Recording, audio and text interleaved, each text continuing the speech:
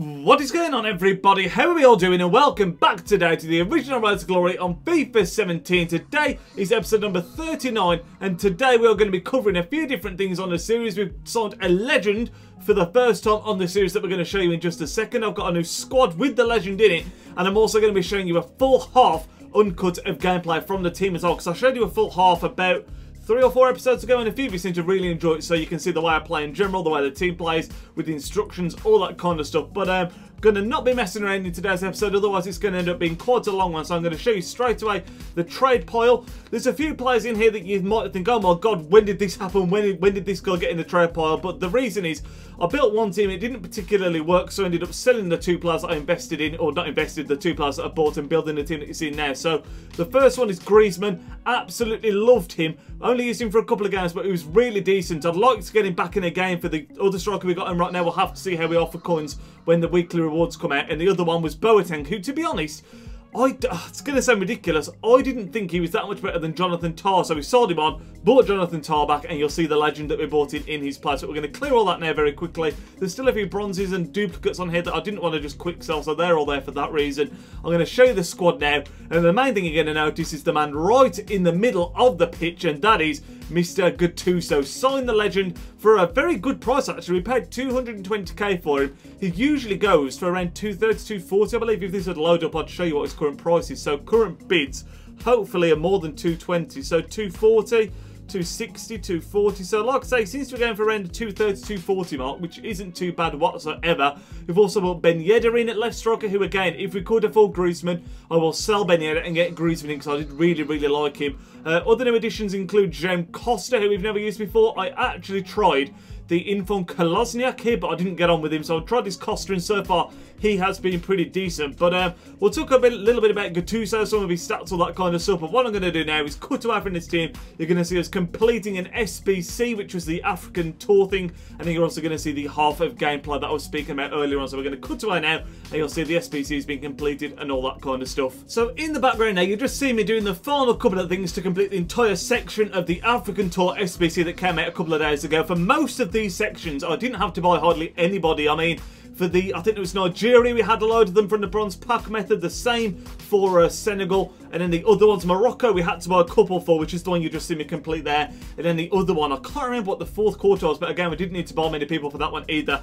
The packs weren't great, but because we didn't have to buy many players at all for it, I think it only cost me like maybe 2k in coins to complete the whole thing, so I thought it was worth completing. There's also a European tour section, which is a bit more advanced, higher rated teams for that one, and we're going to get around to doing that at some point, but I'm not going to rush it, because a lot of the players right now are going for more than they should be because of that particular SBC. But you've seen the packs in the background now.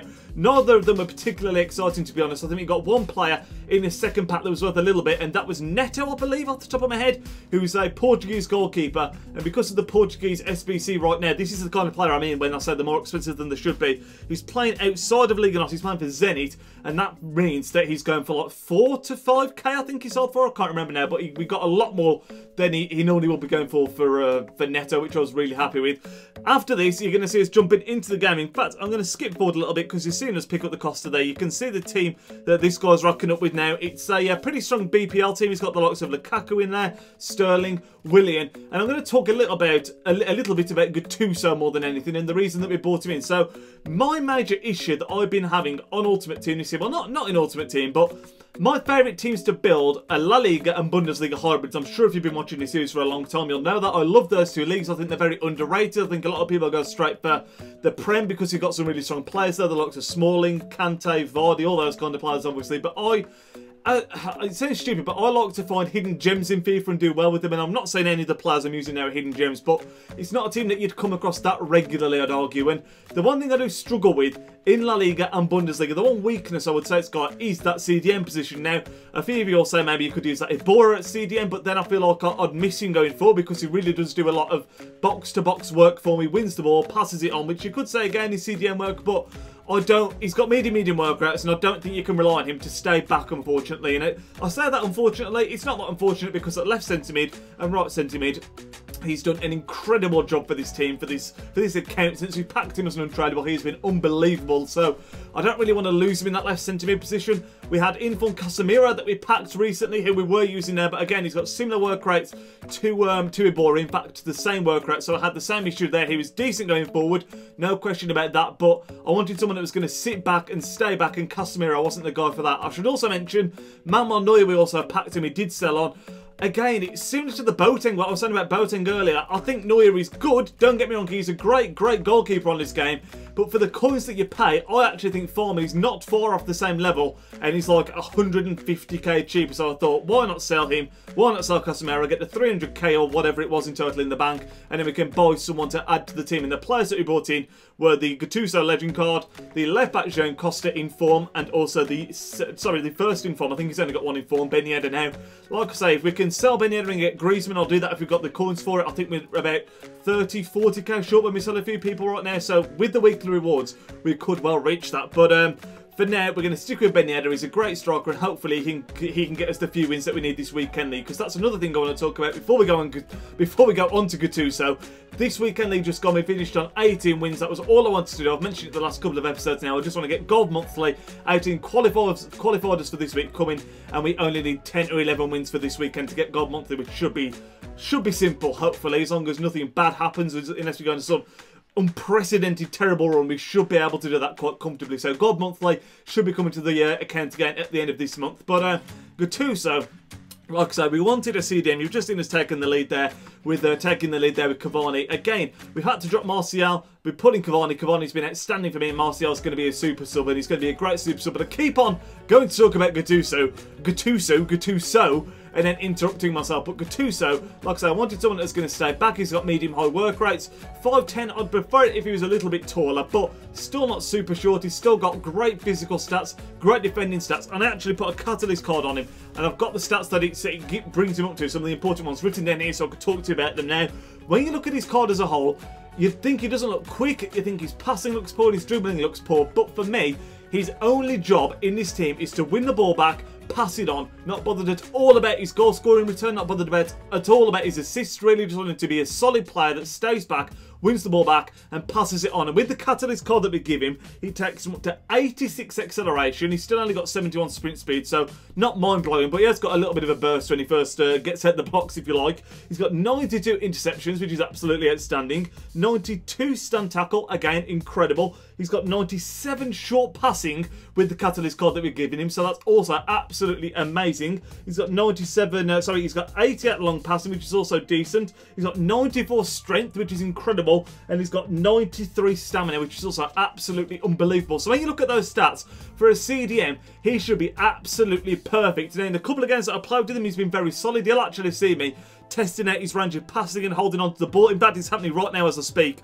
He's holding on to the ball a lot, testing out his range of passing, trying to get used to him a little bit. And he was, like in this game especially, he was absolutely class, bossing the show. And for the 220k, if he can do what I want him to do, which is literally stay back, win the ball back, do a great job. It's almost like a Kante, but obviously he's a legend, so I can fit him into this team.